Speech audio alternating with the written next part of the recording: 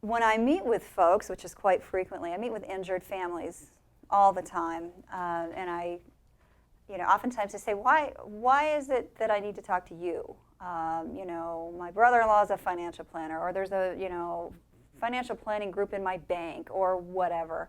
Why you? And what I tell them is it's just a very different world. We do two different jobs, really.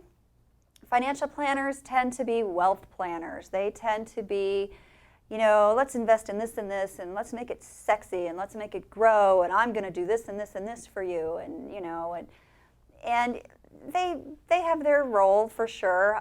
Their clients tend to be, doctors and business owners and wealthier people who either are making money and are constantly putting money into it, or, hey, I just won the lottery, or, hey, I just went through a divorce and got a ton of money. But they tend to be more wealth planners, growth-oriented. They want to watch this money grow.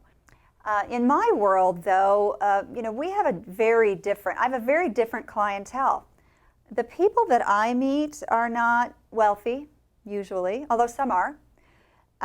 They are usually traumatized. They are usually having an emotional connection to this money. There's a tragic reason why I'm meeting with this person or this family. Something awful has happened to them. And the way I approach people is from a position of respect for what they've gone through. Usually when I meet with a family, this case has been going on for 2 years, 5 years, 8 years. It's been going on a really long time. They've been dragged through a knothole. They are emotional. They are tired. It's a different world over here in the settlement planning world than it is in the financial planning world.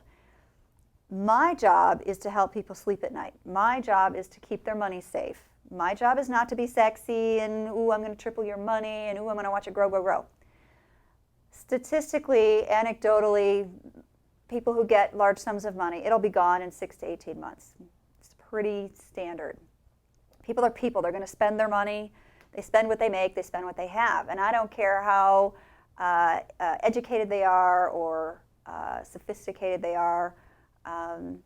Some doctors, are known to be notoriously bad money managers, or attorneys, I don't care. Wealthier people, if they're rich and they've always been rich, that's something else. But people, they take their money and they usually spend their money.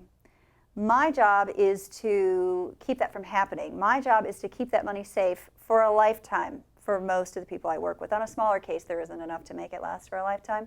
But on the larger cases, there's no reason to not try to get that money to last a lifetime. So from my perspective, it's not about growth. It's about preserving. For the growth model, that entails letting the money sit there. And if you read the disclaimer at the bottom of any financial planner's paperwork, it says, these are projections based on historical return. If you reinvest dividends, blah, blah, blah. What does that mean in English? And I ask people when I meet with them, and most people say, I don't know, what does that mean? That means you don't touch it. Okay, here's all my money. Now I can't touch it. That's not practical for the people in my world.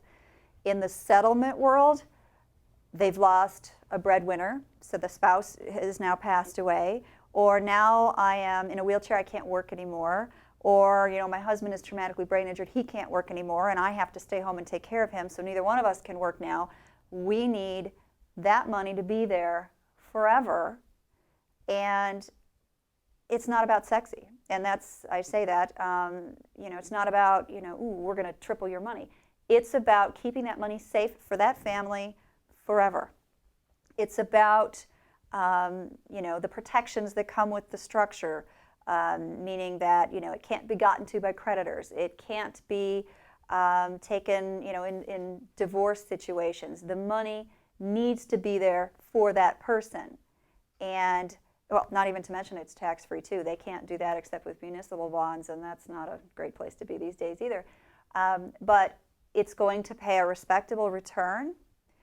Again, you put in $750,000 and I get $1.2 million, and I don't have to go be a market genius. When the markets collapsed several years ago, those people that work on Wall Street lost millions and millions and millions of dollars of their clients' money. what is an average person supposed to do? How are they supposed to get through market dips like that? From a financial planning perspective, they say, oh, rub some dirt on it, it'll be fine, ride it out, ride it out. Well, when you're not earning any money, you don't have a job, you cannot work, a structure will help you ride through that. A structure will help you, be able to budget and plan. You'll know what you have coming when it's coming. It's not about it being sexy, it's about it being safe. And families get that. Families get that I see what I'm going to get. I have a little in the bank to boot. Got this much coming in monthly and then annually, and every so often I've got other payments coming in. That's pretty great. I like that, and it brings me peace. The other thing is, a financial planner is going to basically take theirs off the top. You're going to pay them as long as you have them for the rest of the time you have a relationship with them. For me, I'm paid by the structured settlement company. I'm free. I always tell my clients, I'm the free one. Use me and abuse me. You're not going to get, a bill from me for every, copy I make, for every phone call I make. Every time you pick up the phone, it costs you X per hour. I'm here to help families keep their money safe. There are other things that financial planners have almost no experience with. In very traumatically injured folks' cases, you have public benefits to worry about. Wealth planners don't tend to have a lot of knowledge about poor people benefits and public benefits, and that can kill your financial plan. I had a gentleman come into my office with his father, and they were about to sign on the dotted line, and basically they were going to lock him into something that would have cut him off from any kind of future Medicaid benefits. This guy was injured, horribly injured. That was a big deal. And financial planners don't tend to know that. They're not educated about that. They don't need to be educated. That's my world. In the settlement world, they're just different people, different circumstances. It's just a different set of experience, and it can make or break your case. And so not that financial planners don't have a place in this world. Let them go manage wealthy people's money. Let it grow. But when it comes down to you needing to pay your bills every month, take care of your family, and do it without worrying about losing it, settlement planners are where you need to be, not financial planners.